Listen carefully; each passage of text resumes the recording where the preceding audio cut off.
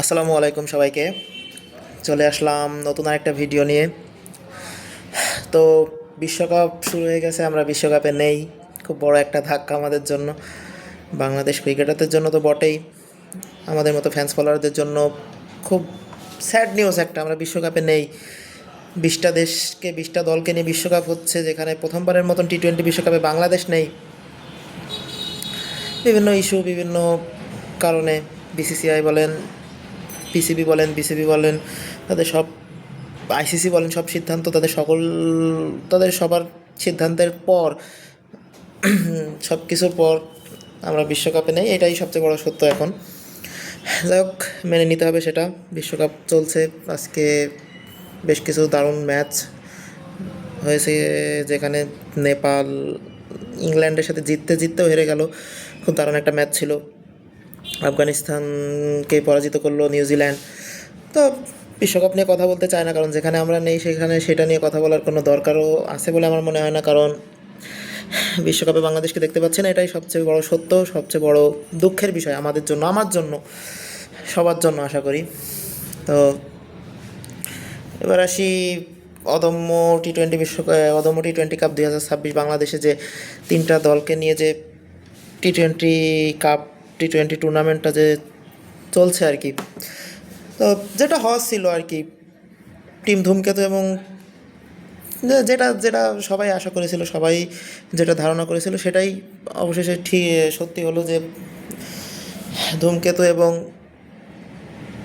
Team দুর্বার তারাই কিন্তু ফাইনালে উঠেছে। নাজমুল হাসান শান্তর দল, লিটন কুমার দাসের দল, অর্থাৎ যে দুটো দলে অভিজ্ঞ ক্রিকেটার, যে দুটো দলে ভালো ক্রিকেটার আছে, তারাই কিন্তু ফাইনালে উঠেছে। অর্থাৎ যারা একদম আপকামিং, যারা নতুন, যাদের অভিজ্ঞতা খুবই কম, সেই দলটা কিন্তু বাদ পড়ে গেছে। অর্থাৎ আকবর আলী যে দলটা, সেটা বাদ পড়ে গেছে। ফাইনালে যে দুইটা দলকে আমরা আশা করেছিলাম যে এরাই হয়তো ফাইনাল খেলবে, আসলে তারাই আছে। জাতীয় দলের প্লেয়ারদেরকে নিয়ে যে টিমটা ছিল, টিম ধূমকেতু, অর্থাৎ লিটন কুমার দাসের যে দলটা, সেই টিমটাতে কিন্তু সবচেয়ে বেশি, অর্থাৎ সবাই কিন্তু জাতীয় দলে ন্যাশনাল টিমের ক্রিকেটার। সো আশা করা হয়েছিল যে তারা ফাইনাল খেলবে। তারা ফাইনাল খেলছে, ফাইনালে উঠেছে তারা। তবে একটা অ্যাক্সিডেন্ট তাদের জন্য হয়েছে, যে দ্বিতীয় ম্যাচটা, অর্থাৎ শান্ত টিম, নাজমুল হোসেন শান্ত যে টিমটা, তাদের সাথে কিন্তু তারা হেরে গেছে। অর্থাৎ অভিজ্ঞতা ভরপুর থাকার পরও, ভালো ক্রিকেটার থাকার পরও, সবাই থাকার পরও কিন্তু তারা দ্বিতীয় ম্যাচটা হেরে গেছে। অর্থাৎ ক্রিকেট অনিশ্চয়তার খেলা, কখন কী হয় বলা যায় না। তো তো তারপরও যারা যাদেরকে আমরা ফাইনালে দেখতে চেয়েছিলাম, তারাই ফাইনালে। আর যারা একদমই নতুন, যাদের অভিজ্ঞতা কম, যে টিমে ভালো ক্রিকেটার নেই, সেই টিমটা কিন্তু বাদ পড়ে গেছে। অর্থাৎ আগামীকাল ফাইনাল, আজকে অফ ডে, আগামীকাল ফাইনাল। আপনারা অবশ্যই দেখবেন ফাইনাল। বিশ্বকাপে নেই এখন, এটাই আমাদের একমাত্র সম্বল। আর তারপরে আবার লম্বা একটা ব্রেক, বাংলাদেশে কোনো খেলা নেই অনেক। তো অদম্য টি-20 কাপ 2026-এ যে ম্যাচ, 3টা ম্যাচ আমরা দেখেছি। 3টা ম্যাচে কিন্তু যাদের পারফর্ম করার কথা ছিল, তারাই কিন্তু পারফর্ম করেছে। অর্থাৎ আপনি টিম ধূমকেতু বলেন, টিম ধূমকেতুতে কিন্তু সব ন্যাশনাল টিমের ক্রিকেটার, তারা সবাই ভালো খেলেছে। যদিও দ্বিতীয় ম্যাচটাতে তাদের অনেক কিছু ভুল ছিল, তার কারণে ম্যাচটা কিন্তু হেরে গেছে।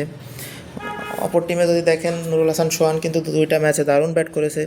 সেও কিন্তু ন্যাশনাল টিমের ক্রিকেটার, একমাত্র সাইফুদ্দিন আছে, এই দুইজন ন্যাশনাল টিমের ক্রিকেটার, তারা নাজমুল হোসেন শান্তর টিমে খেলছে। অর্থাৎ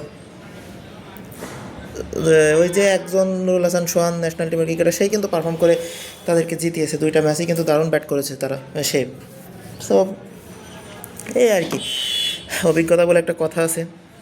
তো আগামীকাল ফাইনাল, আপনারা ফাইনাল দেখেন, সাপোর্ট করেন।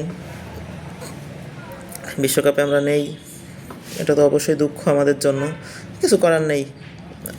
আগামীকাল ফাইনাল উপভোগ করেন। আর এরপরে, বিশ্বকাপের পরে যে বাংলাদেশের সিরিজগুলো আছে, সেটাতে যেন সাকিব আল হাসান ফেরে, সাকিব আল হাসান আবার নতুন করে বাংলাদেশ দলে যুক্ত হয়, সেই দোয়া করেন।